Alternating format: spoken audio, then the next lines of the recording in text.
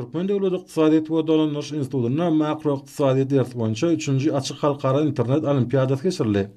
Halkara olimpiadanyň açylyş dowrasyna daşary ýurtlaryň ýokary okul mekdepleriniň professor muallimleri sany ulgamary galaya çykyş edip we geçirilen halkara internet olimpiadanyň taliplaryň dil başlanmaklaryny ösdürmekde dost soňygy berkitmek arkaly giň dünýä garaýşly öňde barajy dilçi ýaşlary kemal getirmekde ören uly ähmete eýe boljakdygyny bellediler. Oňa ýordamynyň ýokary okul mekdepleriniň talipleri bir katarda daşary ýurtlaryň bir neçe awraýly ýokary okul mekdepleriniň talipleri sany ulgamary gatnaşdylar.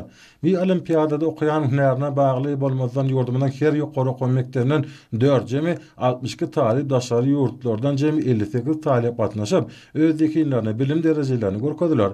Olimpiada talipleriň arasynda öz başda beýsejik görnüşine geçirildi. Özleri almy amaly bilimleri we tejribe alşmak üçin mümkinçilikler döredän bir olimpiada gatnaşanlar döredilen ähli şertler üçin gahrman arkadamyna geldi arkadaly gahrman serdarymyza hoşallyklaryny beýan etdiler.